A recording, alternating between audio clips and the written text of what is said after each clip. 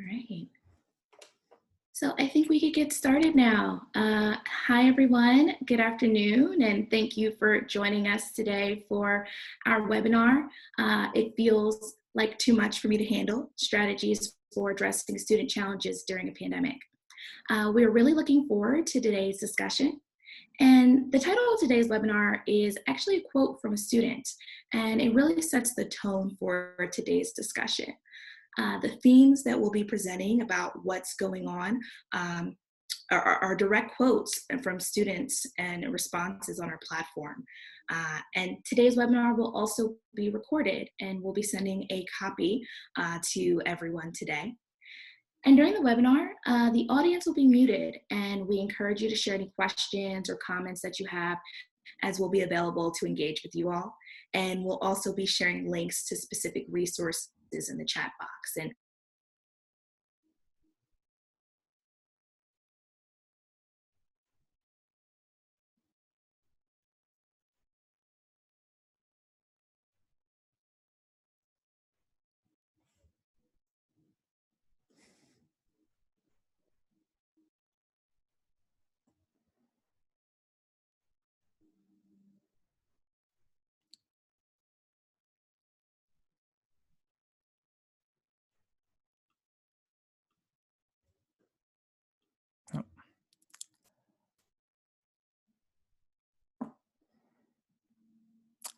I see people in the chat saying they can't hear. Can people hear me? We may have just lost Serena. You can hear me, Laura? Yes, I can hear you. Oh, people are saying yes. Sorry about that. Okay. Well, I think Serena's internet crashed, but we will carry on. So again, thank you all for being here. You just heard from Serena Fahnbulleh Crain, the Senior Manager of Partner Success at Persistence Plus, and hopefully she'll be able to log back in here soon. We're also very excited to be here with Laura Barnard, the Executive Vice President and Provost at Lakeland Community College, one of Persistence Plus partners, who will be talking to us today about the challenges Lakeland has faced as they have navigated their way through this pandemic and everything else that's been going on in 2020, and share with some of the strategies they've employed to make sure their students stay successful. And I am Dr. Ross O'Hara, the Director of Behavioral Science and Education at Persistence Plus, and I'll be sharing with you some more insights about what our students have been saying on our platform about the challenges they're having, and give you some behavioral science tips for how you can help address those problems in the near term. And so today, I'm going to turn things over in a second to Laura to just give us a brief introduction about Lakeland Community College and kind of how their 2020 has been going. Then I will dive into those student challenges and those behavioral science strategies. And at the end, we'll have a conversation with Laura to dive deeper into how Lakeland has been addressing these types of challenges on campus and virtually. And so hopefully everyone can ask lots of great questions of her and learn a lot about strategies they might employ at their schools going into what will again be a challenging semester in spring of 2021. So Laura, why don't you tell us a little bit about Lakeland Community College and your role there? Sure. Thank you, Ross. First off, I am Laura Barnard. I am the Executive Vice President and Provost at Lakeland Community College. That is a beautiful photograph of our about 5-year-old now health technologies building. And we are so incredibly proud to be able to be educating healthcare workers within that facility at this very moment. We are just east of the greater Cleveland area. We're in suburban Northeast Ohio, and we have approximately 6,000 students during a typical semester. Like all colleges, we've been working exceptionally hard to meet our students where they are during this incredibly challenging time, not just for them, but obviously for all of the faculty, staff, and administrators at our institution. We're hearing from them, our students, that they have many challenges, and I kind of grouped them quickly together into sort of 5 buckets. One is time management, juggling family, jobs, children that should be learning in school that are now learning from home, juggling all that with trying to start or continue their college education. Secondly, transitioning to taking courses online when that is not their preferred modality. Third, the stress associated with job loss or personal illness or illness within their families. The pandemic, it's about an illness, and unfortunately many of our students have been touched by the coronavirus itself. Fourth, isolation from other students, primarily some isolation from faculty. We obviously hope not too much, but isolation from the community of other students. And then lastly, stress, anxiety, and depression. I'll just end with a quote from one of our students who recently told someone on our campus that the stress of school and not having another outlet to enjoy life has caused a lot of frustration for me. I started to walk in the park and around my neighborhood to release the toxic energy, all of those negative thoughts in my mind. So our students are really dealing with a lot.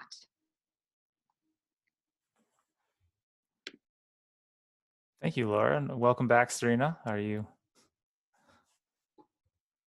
Thank you for having me back. It's kind of timely that this happened in the middle of a webinar about online learning. And thank you, Laura, so much for sharing that story with us. And we'll be hearing more from you later in the session. And we're all seeing the news headlines, and we're hearing stories from our colleagues, or maybe learning from individual conversations that we're having with the students that we support, that students are struggling right now. They're struggling to wrap their heads around remote learning. They miss seeing their professors. They miss the opportunities to make friends and build relationships. And students are finding it hard to balance school with their increasing responsibilities, and they're trying to figure out exactly what their new normal is. And at Persistence Plus, we've had some experience with reaching out and offering in-time support to students during this pandemic, support that complements the established resources and programming available at our partner schools. And since 2012, Persistence Plus has supported students' persistence and completion by leveraging behavioral science and artificial intelligence to design nudges that support student success. And these nudges are delivered as text messages to students' phones. We've done a lot of work with our partners over the last 8 months to make sure that our messaging is aligned to the great resources that they established to help students through challenges this year. And having students respond to our nudges has been extremely helpful to learn what they are having trouble with, as well as share these learnings back with our partners. And since the pandemic began, we have analyzed over 100,000 student messages that have been shared on our platform. And what you're seeing on the screen right now is a word cloud that emphasizes some of the common themes that we've been seeing over the last 8 months. And I would love for you all to chat in right now and give you about 15 or 20 seconds to type in what resonates with you as you're looking at this word cloud. Are you hearing similar things from your students? The first thing that pops out to me is time management, obviously. Online's not for me. That's what I'm seeing. Yeah, many students are struggling with motivation, time management. Yeah, and then I think you segue really well into my next point, is that when you're seeing all of this, it really helps to visualize the many problems that students are struggling with. Students have a lot to say, and we'll be highlighting 3 main areas on our webinar today: discontent with online learning, feeling burnt out, and mental health challenges. Now I'd like to turn things over to my colleague, Dr. Ross O'Hara, who's been a part of our behavioral research team for the past 6 years, where he applies his expertise in behavioral science to develop scalable interventions that improve student retention. So Ross, please take it away. Thank you, Serena. Thank you again, everyone, for being here and staying with us through a few early technical difficulties. So yes, very excited to share with you the insights we're seeing from student responses on our platform that are coming from tens of thousands of students at community colleges and four-year institutions. And we have really spent a lot of time digging deep into these so that we can share them with our partners, with all of you who are on today's webinar, and use it to kind of refine the types of messaging we're doing at Persistence Plus to support students. So as Serena mentioned, we wanted to point out three main topics that really jumped out at us when we were looking at all student responses across our platform.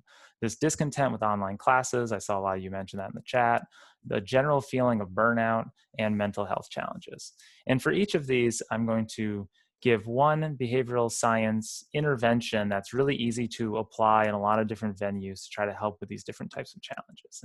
And those will be interventions where you give others advice, making if-then plans, and expressive writing. And we'll get into what all of those are in a couple of minutes.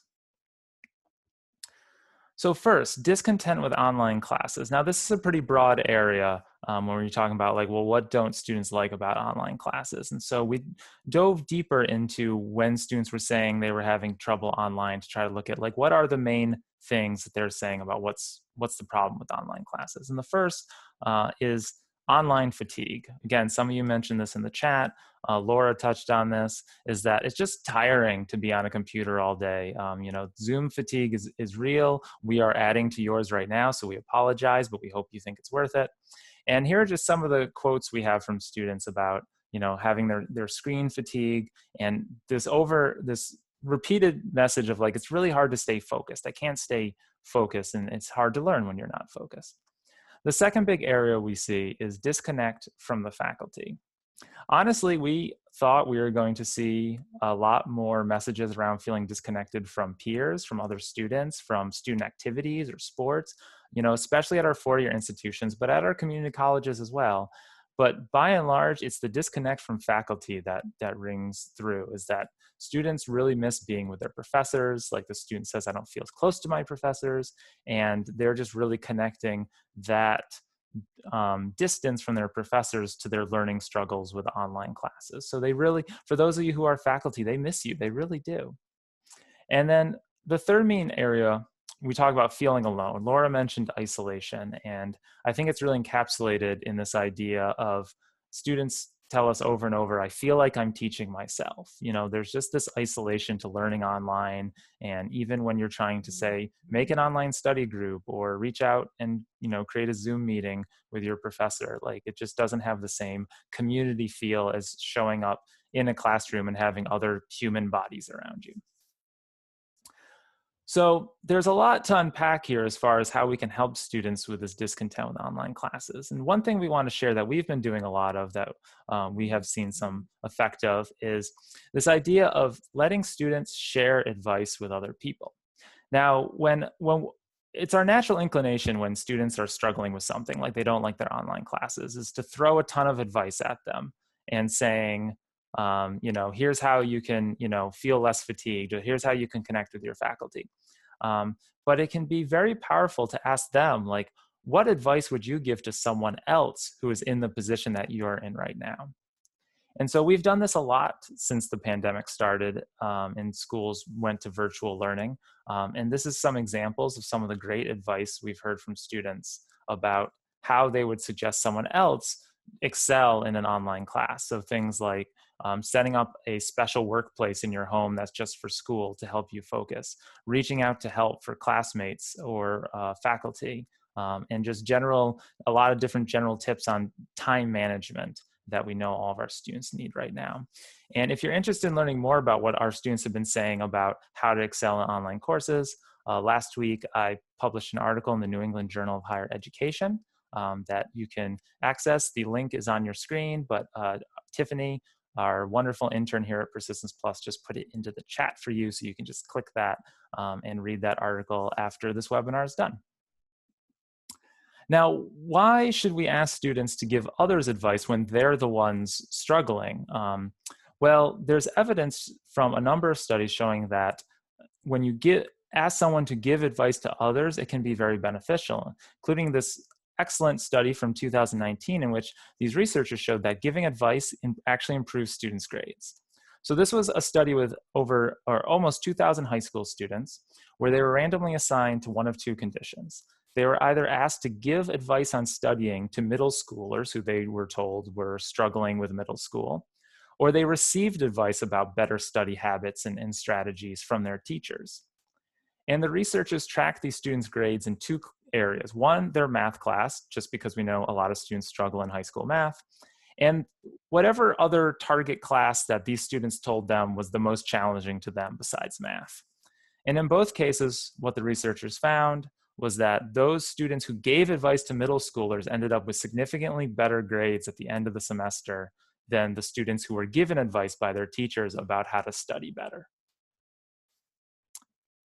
Now, how does this work? Why is giving advice so powerful? Well, there's three main things going on. One is this idea that it's self-persuasive, or what psychologists sometimes call the saying is believing effect. When we ask students to say, give advice on how you do better in an online course, we're asking them to talk to someone else, but in a way they're talking to themselves and kind of reconvincing themselves about their own strengths and how they're able to get through online courses in a positive way. Second, when we give other people advice, it builds our confidence and it makes us feel more powerful because we're sort of in this role of expert or benefactor. When we receive advice, even if that advice is really valuable, it naturally puts us in a passive, submissive state that is less action-oriented and less motivating. So giving advice can really just be that boost you need to feel like, yes, I can do this. And finally, when we're asking students over these text messages we send to give advice, it could be an act of expressive writing. And we're going to dive more into this concept in a couple of minutes.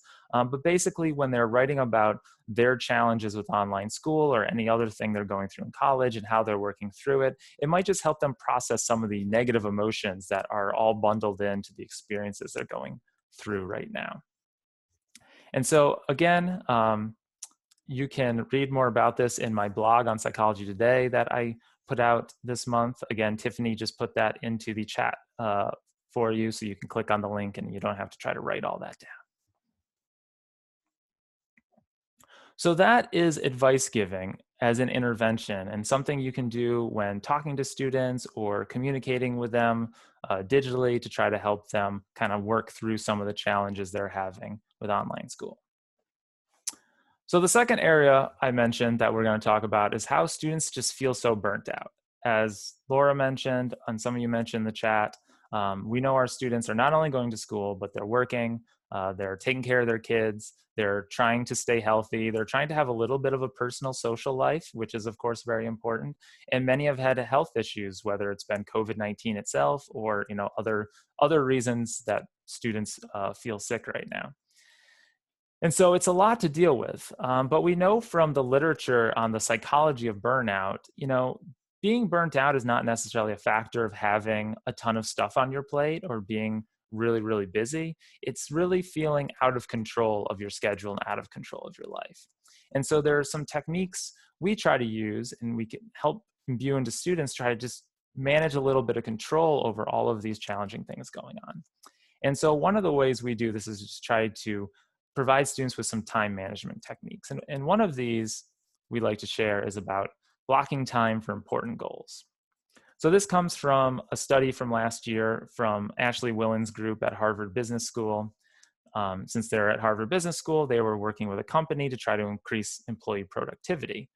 And so what they did at this company was they recruited 46 of their full-time employees, and they randomly chose half of them and asked those people to every day on their calendar, so 5 days a week for 3 weeks, block off 2 hours. And in those 2 hours, work on whatever is most important, not what's most urgent or what's due most immediately, but really what is most important to your job. That's what you should work on in those 2 hours. The other 23 employees were just told, go about your business as you usually do. And at the end of this intervention, what they found was those who blocked off this time were 14% more productive, 12% more likely to meet deadlines, and felt 9% less overwhelmed. And so this is a really effective technique to try to share, is really trying to block out your time. And it doesn't have to be 2-hour blocks. It can be hour blocks, 30-minute blocks, 15-minute blocks.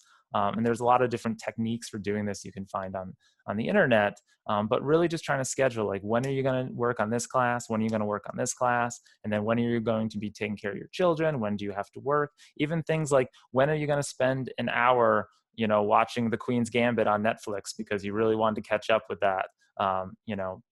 Building in those leisure moments as well into his calendar can be very effective for making sure you keep that personal time.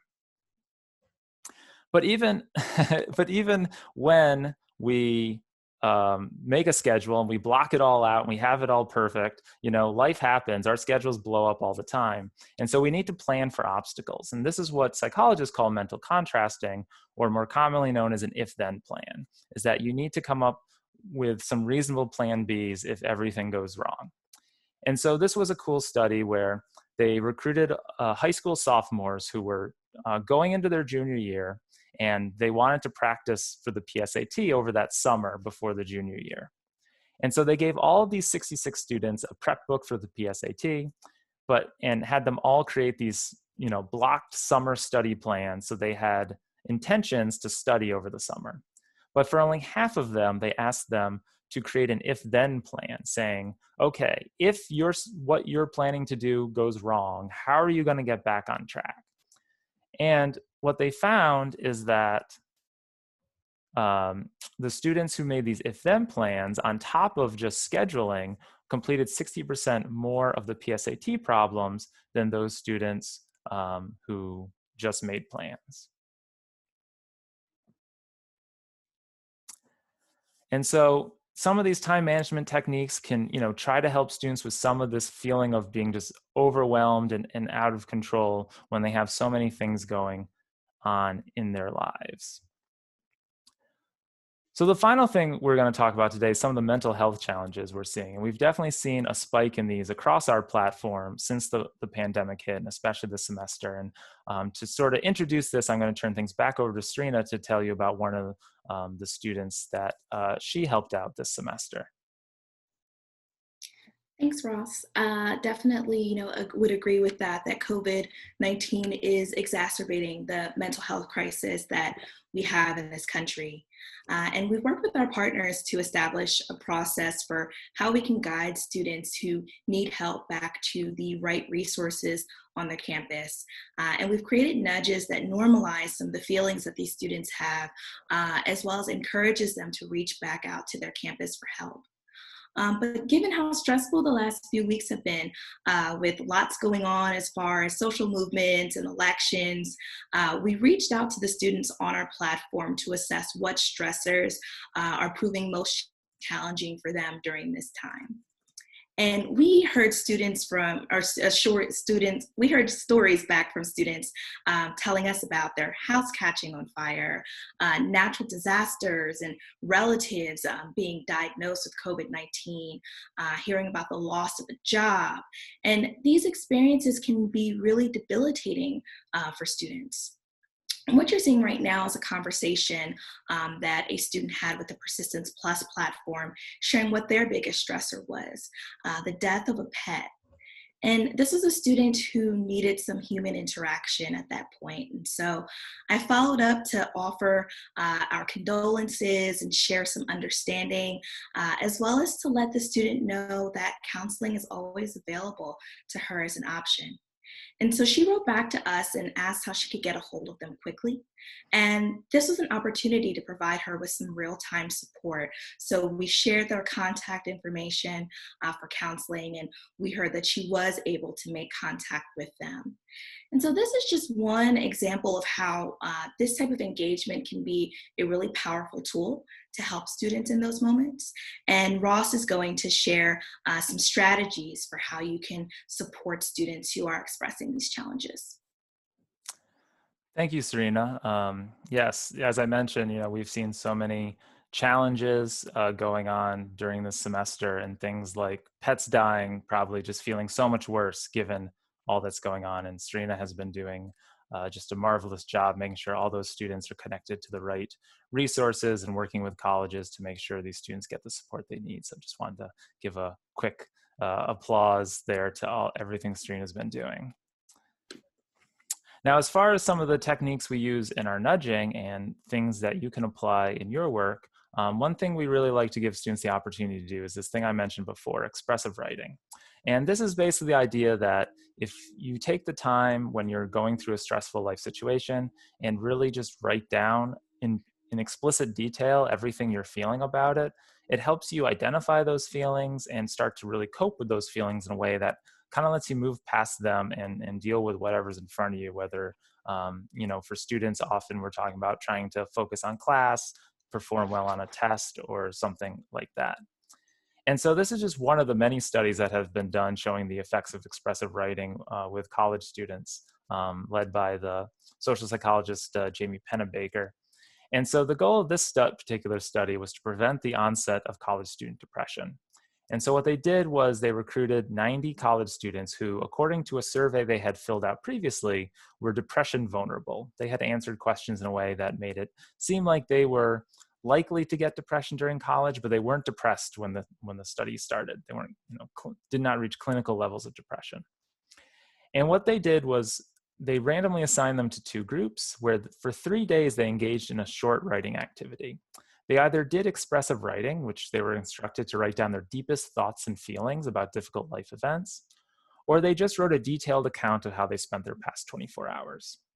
And what the researchers found was for those who did expressive writing, the blue line, their levels of depression actually went down over time over the next 6 months, so that they were significantly less depressed than the students who engaged in the control writing activity 6 months after this simple 3-day intervention. But as you can see, those depression vulnerable college students who didn't do expressive writing, their depression levels increased over time, as one would expect. And so at Persistence Plus, just over our text messaging, we've tried to give students even more opportunities just to emote and do this kind of writing activity than we ever did before once, the pandemic hit and their lives started to get a lot more stressful.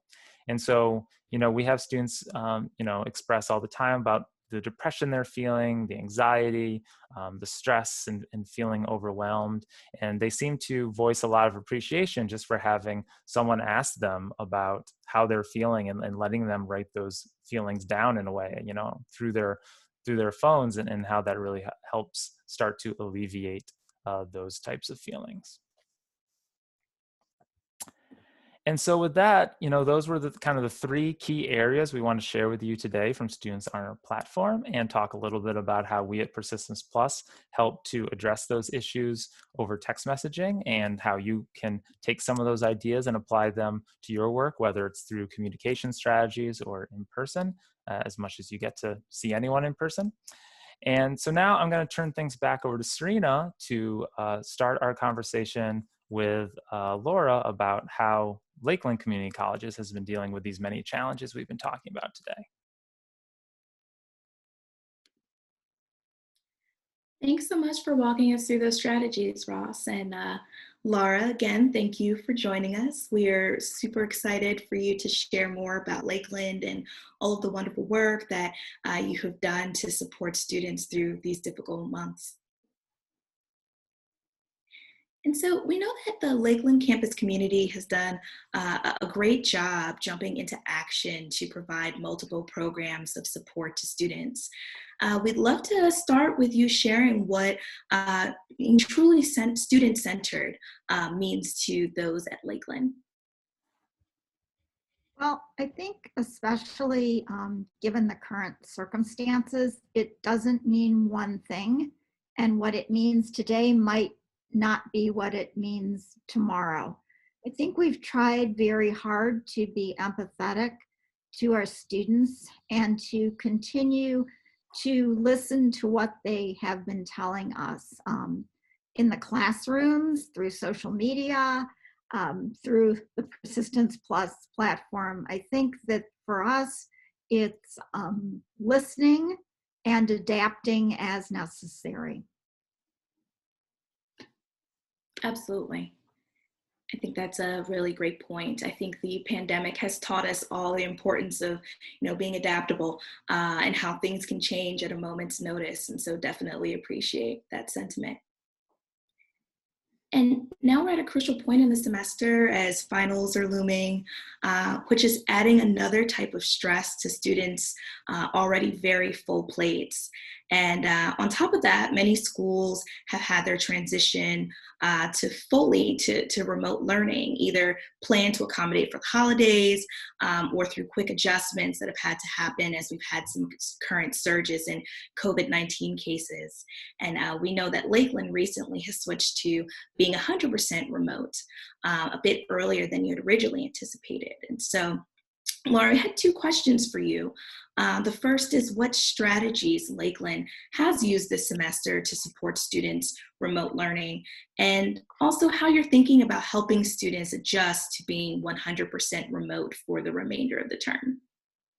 Well, last summer, when we realized that at least part, if not all, of our fall semester was going to be remote, we realized that while we had spent an awful lot of time getting students technology that they might need, internet access, training our faculty to be able to deliver courses online or via WebEx, that we hadn't done enough to focus on the student experience itself and how they might become a successful remote learner.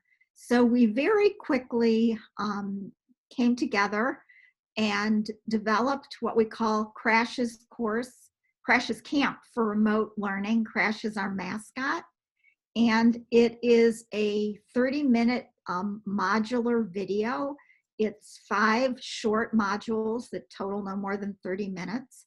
And they're designed to tell students what it's like to be a successful remote learner. And the two most popular modules are the student speaking about their experience as an online student at Lakeland, and also a faculty member explaining what the online experience would look like in their class. It was put on our website so that not only current students, but prospective students could look at it as they're deciding if they wanted to come to Lakeland. And also many of our faculty embedded it in their Blackboard sites for students. And again, it's something that people have returned to now who might have been in a face-to-face module, in a face-to-face medium for their courses, but now have to deliver them in a virtual format. So that's been very, very, very helpful. One other thing that we did was we created a remote learning concierge position. We have an individual, like in a hotel where you go to a strange city and you don't know where to eat or what sites to visit or how to get there. So we have an individual who is our concierge, and that individual is tasked with making sure that students who don't have a computer are able to get one. If they don't have internet access, they're able to figure out for them how they're going to get that access. And then they talk with them about what it means to be a successful online student, helping them with time management skills, helping them with communication in a remote learning environment. So that's another unique thing I think that we're doing to help. Thank you, Laura. I was going to jump in with a couple of the questions here, Serena, that just came in. One, Jamie Hawley was wondering, what are the other 3 modules that is part of Crash's course? And Sarah Silver asked, is this, you said they're on the website, is this something other people can access and use for their, students? It is, well, that's an intellectual property question. No. I'm not sure that you can copy and paste it, but I can tell you that, imitation is the most sincere form of flattery. So if their YouTube videos, they're out there. You most certainly can, watch them. And, we would be very flattered if you were to tailor them to your own campus. Like I said, the two most popular ones are the faculty interview and the student interview. And then our head of our learning center talks about all the different resources that are available, like things like tutoring. We have a student navigator program, those types of things. And then there are a couple of more techie things that, talk about how do you log on to, onto Blackboard, and, what do you need to do technology, technology-wise.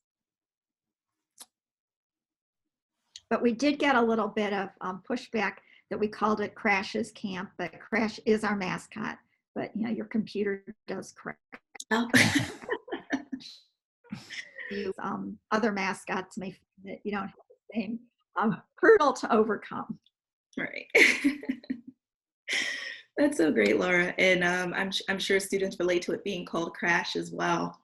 Thank you for sharing and providing some additional context to those audience questions.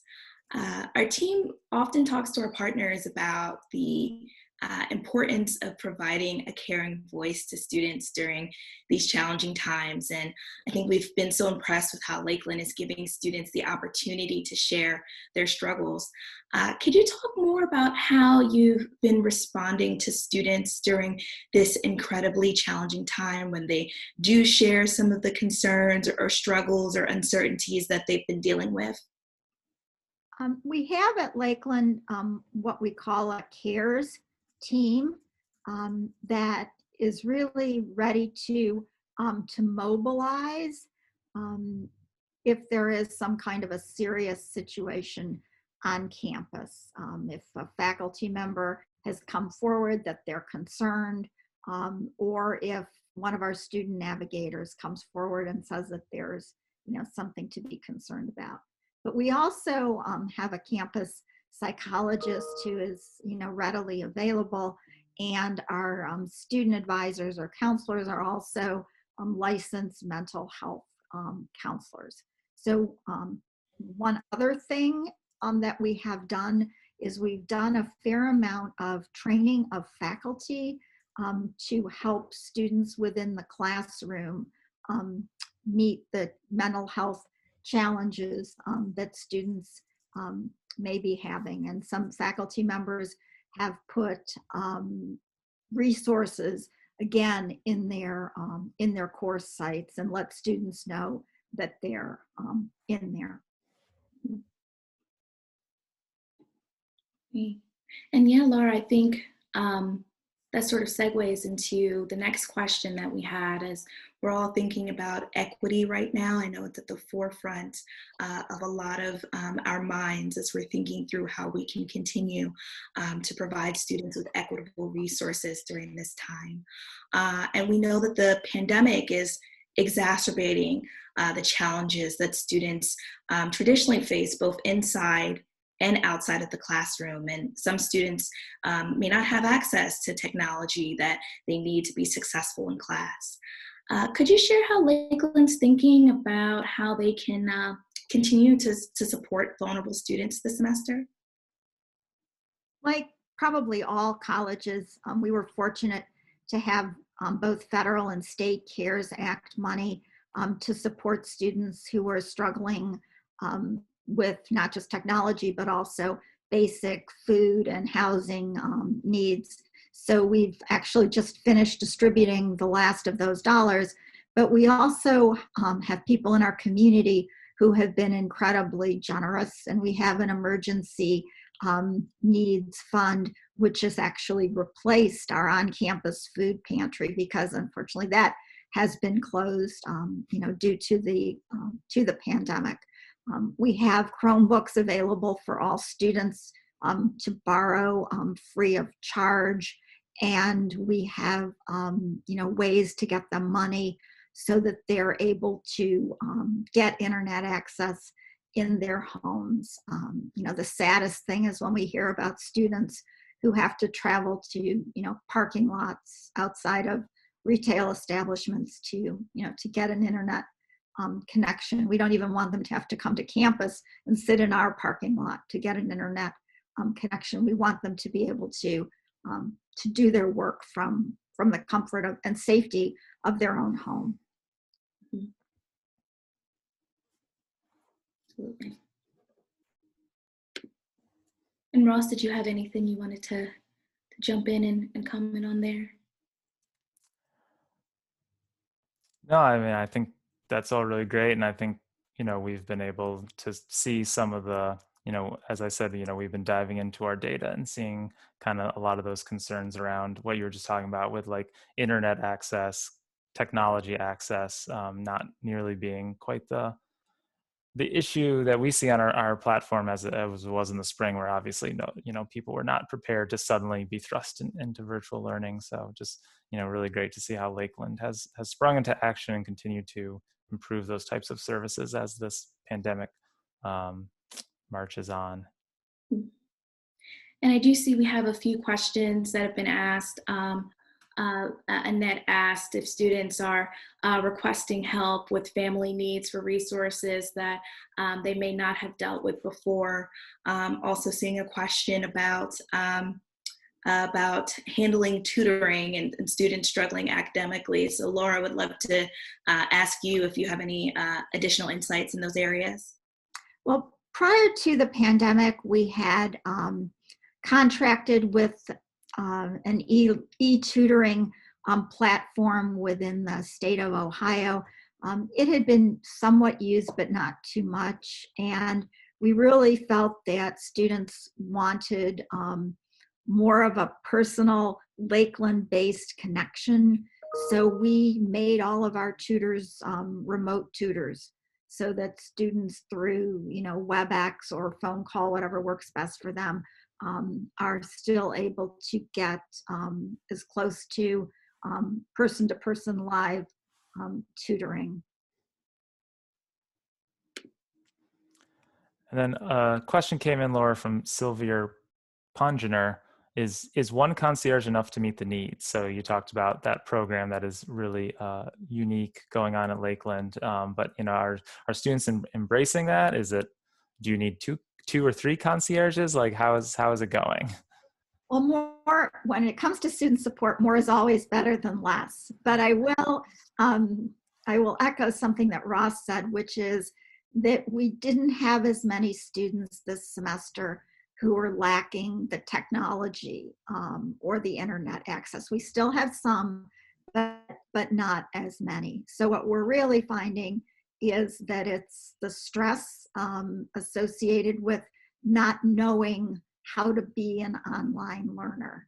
So our remote learning concierge directs students to other resources. So they're being directed to our student navigators. They're being directed to our tutors. So far, one person has been enough. But it's definitely a team effort, and this individual does work within our Learning and Navigation Center. I see another question came in, Laura, from Tom, who is wondering if you could describe the mental health training that you've been providing to faculty and what that process has been like. So we have a campus psychologist, and when we came back in the fall, I think that while the cases were smaller of COVID in number, there was still great concern at that point in time, not just for students, but also for faculty. So we had our campus psychologist give a presentation just about mental health in general during the time of the pandemic. And he touched on what faculty can do for themselves and for their students to launch a healthy semester. And then he came back about 2 or 3 weeks ago this is of course all virtual. He came back virtually about 2 or 3, oh no, that's more time now, time flies, probably about 6 weeks ago. And he talked about building resilience in the classroom and in yourself, because we talk about Zoom fatigue. A lot of the things that our students are facing, our employees at the college are also facing. So we talked a lot about building resilience and perseverance, and then both in yourself and in your students. And then a couple of weeks ago, he came back with a final session for this semester of resources that people and techniques that people can use within their classes. And journaling is certainly one of them. Different types of activities that a faculty member can do or suggest that students do. And we're planning in the start of our spring semester to have him come back once again and to get us all launched for what again may be quite a tumultuous semester, which actually may end with us being back on campus. I mean, there's just so many unknowns, and how do you deal with all the unknowns and the stress of the unknowns? Right, absolutely. And I think, Laura, that segues nicely into thinking about what lies ahead, and also thinking about the spring semester. Many colleges are continuing to grapple with their students' uncertainty around re-enrollment. I think what we've heard from students is, this sense of not knowing what formats are going to be available, not knowing what the pandemic's going to look like in a few months.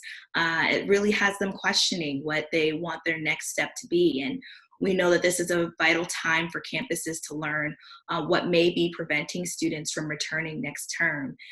And so as you all at Lakeland are working with students to get ready for next semester, can you tell us what communication strategies you've been using to just learn a little bit more about what students' concerns are, and then continue to emphasize opportunities to provide additional support to them as they're making those very personal decisions? Well, certainly the text messages that we are made aware of through our partnership with you have been very helpful in knowing what students are thinking. Also, we hear a lot about what's really going on through social media, through our Facebook page. And there's a lot of back and forth engagement with students and people from the college on our Facebook page.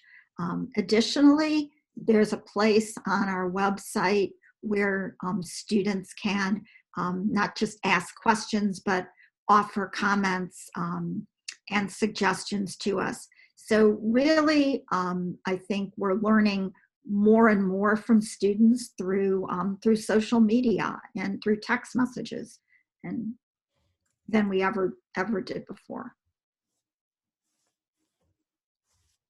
Right.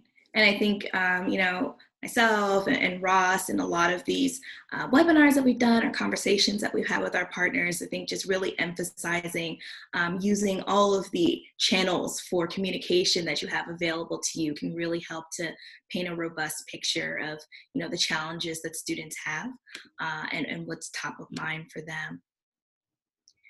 So Laura, thank you for sharing your experience with us. Before we open up the floor to more audience questions, I'd love to close with you sharing any advice that you may have based off of your experience for these last 8 months.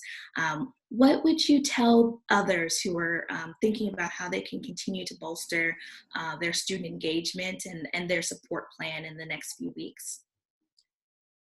I think the most important thing is to keep moving forward and don't let yourself get discouraged. You never know who you've touched. You may think that because you sent someone an email, or you sent them a text message, or you left them a voicemail message, and they didn't call you back, that somehow that was a meaningless exercise. It may very well not have been at all meaningless. Many times, for a variety of reasons, people don't respond back to you, but you still touch them. So I would say keep going and keep interacting with people, because you just don't know who you've touched and when. Great. I think that was really nice advice, Laura. Thank you so much. And I see that others are relating and responding back as well. So thank you all for sharing your advice or your comments with us. And so we'd like to open up if there are any other questions. I'm looking through the questions right now. Ross, please let me know if you spotted one before me that we could get to Laura.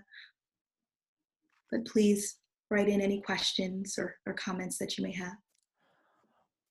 I'll ask, this wasn't exactly phrased as a question, Laura, but I'll turn it into one. There was a comment earlier, several minutes ago, about students feeling frustrated when they feel like their instructors and faculty don't fully appreciate like what's going on in their lives. And I think students have sometimes complained about this even before all this online learning and our kids being home, but now it's especially important. So I guess, I know, you've had your Enlightened Navigators program, and if you could talk about that or some of the other ways, that the faculty are working to like reach out and really let students, make sure that connection is there, that faculty understand all the chaos going on behind the scenes in students' lives. So I think that we've been fortunate that we haven't had too many of those sad situations where faculty aren't being accommodating to students who may have been asked to quarantine so they can't come back to campus, or they're dealing with ill parents, or they're having trouble with their internet or that kind of thing. But I won't say that we're perfect.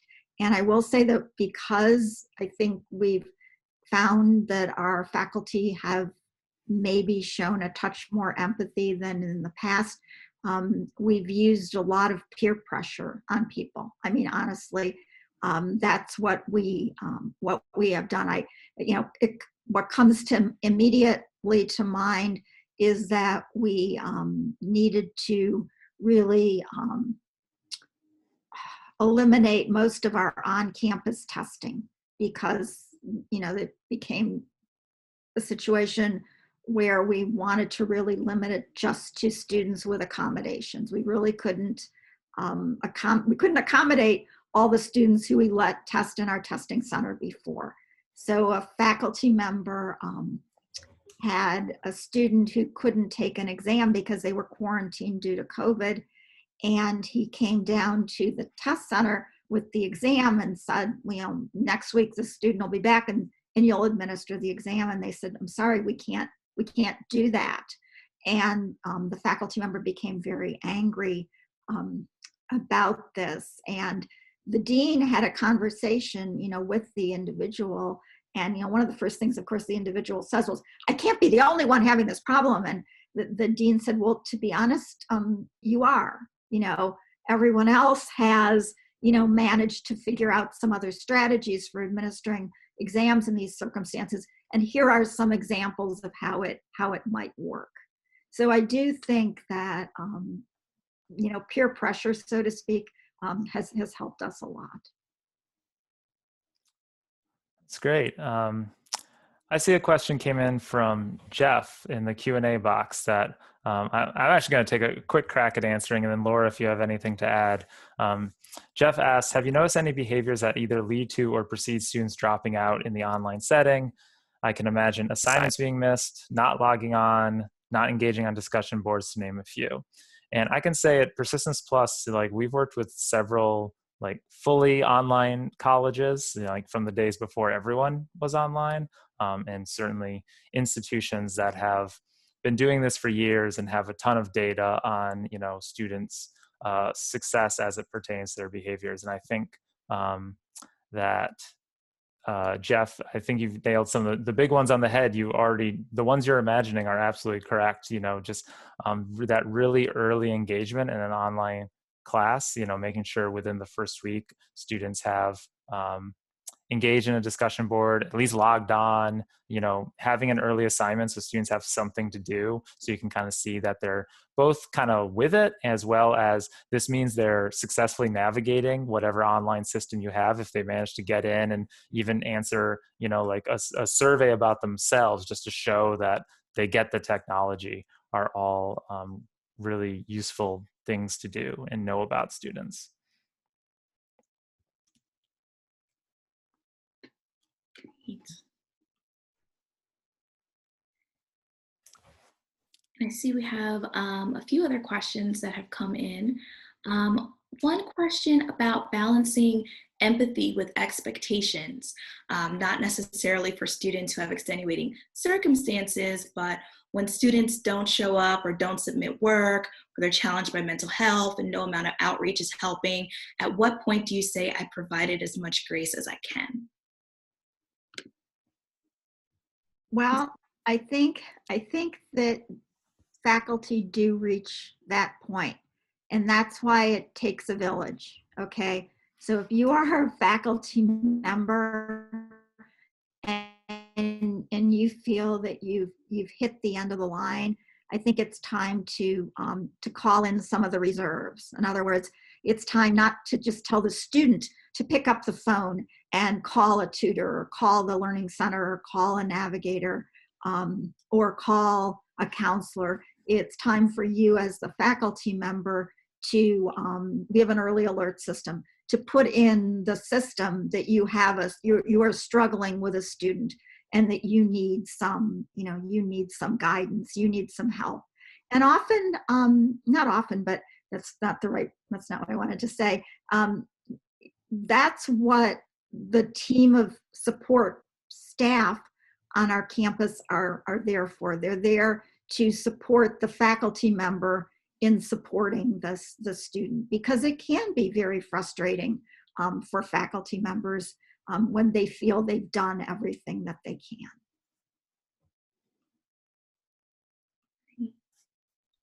And so I know some other questions have come in. I just want to let you all know that we will be following up with some of you over email, and we'll also share some of your questions with Laura as well.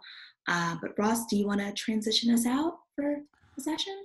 Sure. Thank you, Serena. Thank you, Laura, so much for all of your insights and advice for everyone. I'm sure everyone really appreciates hearing from you.